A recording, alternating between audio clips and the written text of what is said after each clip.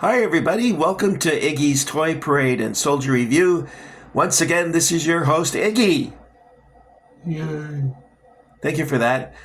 Okay, guys, it's been a while since I've had a chance to sit down and talk with you, but I'm back. I purchased some things through a estate sale, and I was really anxious to share it with you because I know that you'll enjoy it. So without further ado, let's get right into it and take a look at what I got this time.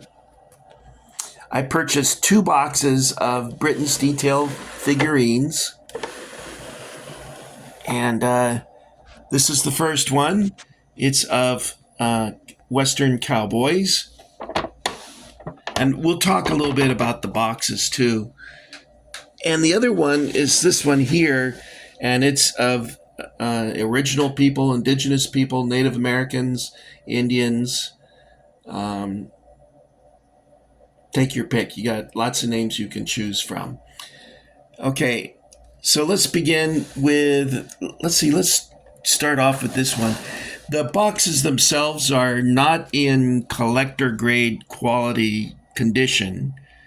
The plastic here is heavily dimpled.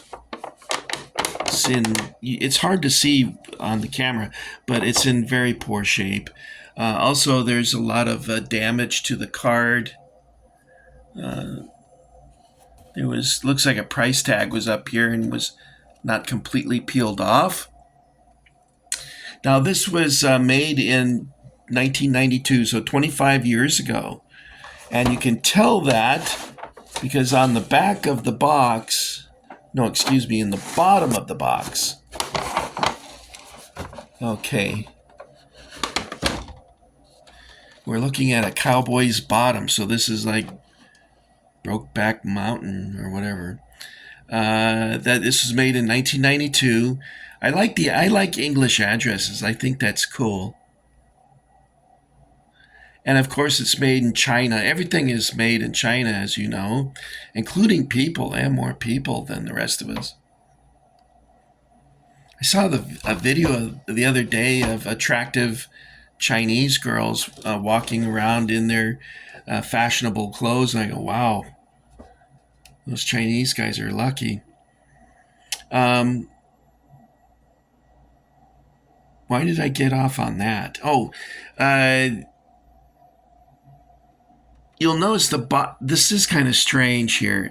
So I'm guessing maybe the artwork was done by a Chinese, and that it's got a U.S. Army flag, and then it's got a Confederate flag being held by a U.S. cavalryman, which is kind of weird. But they show the 7th Cavalry. You notice this guy looks kind of like Clint Eastwood, except his cheek is a little puffy. But that does look like Clint Eastwood. You'll notice that the box is bowing out here and over here as well. I don't know, maybe these have been taken out of the box at one time and then put back in. I'm not sure. It's possible, very possible. What I like about these figures is that the horses come in 4 different colors. We have the white, the brown, the black, and the Mr. Ed color over here. That's my favorite one there. And you get 3 cowboys, and you get a Mexican. So that's a pretty cool assortment. Now, originally, I'm guessing this was the original price. It may not be, though, because I noticed that the sticker up here was peeled off. That could have been a clearance sticker, though. This sticker here says $18. Now, I don't remember how much these... I seem to remember that it was cheaper back then, but I wasn't buying it out of a box. I remember there would be like a box that was like a tray on the counter at the hobby store. Hobby store. What happened to all the hobby stores? You know, all the hobby stores in Jacksonville, Florida are gone. You still can find one that sells remote control airplanes and cars, but this kind of stuff, forget it. You're not going to get it. Anyway, I seem to think that the figures were like $1.50, $2, and the horses were $4, but I don't remember.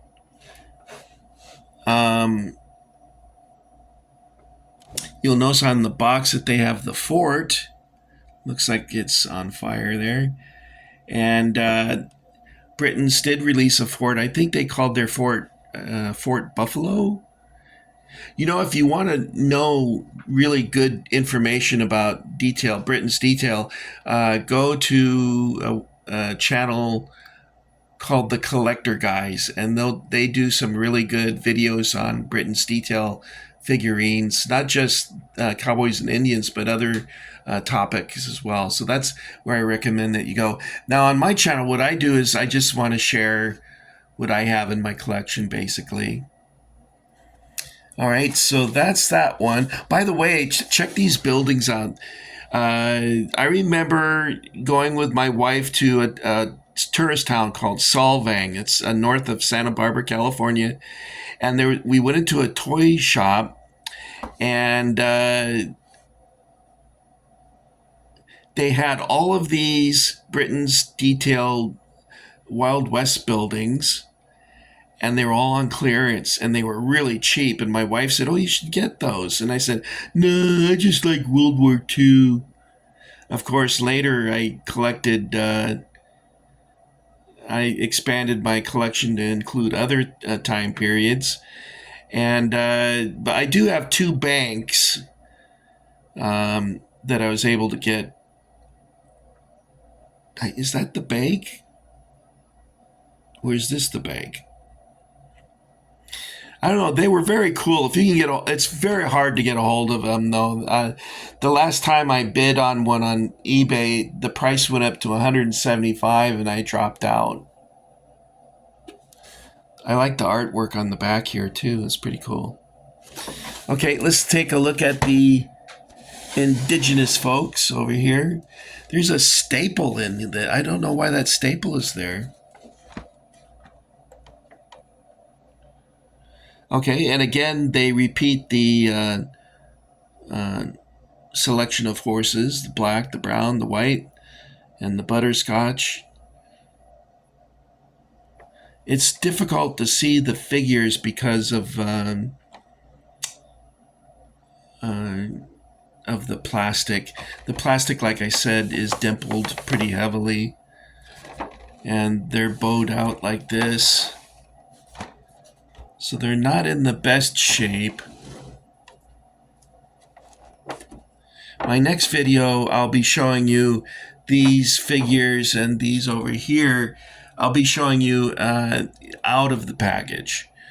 But they're not original. They're, I don't know who makes them now.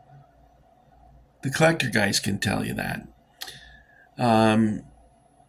I looked it up several times, and I'm just not good at remembering stuff. Anyway, it's fun. I got them, like I said, at a estate sale. Let me cut this off because I don't want to make it too long. Most people, when they tune into my videos, they watch about 4 minutes and then they go somewhere else. So let's bring this to a close. It's nice to be back to share some things with you. I would have more things to share, except I've been kind of broke. I don't have 2 nickels to rub together. I have 2 dimes, but I don't have 2 nickels. So things have been kind of tough. I don't work anymore. I've been retired since June of last year, and so things have been tight. But my original Britain's Deetail figures, I think, were stolen because I couldn't find them in storage. And so that's why I was glad to be able to get a hold of these.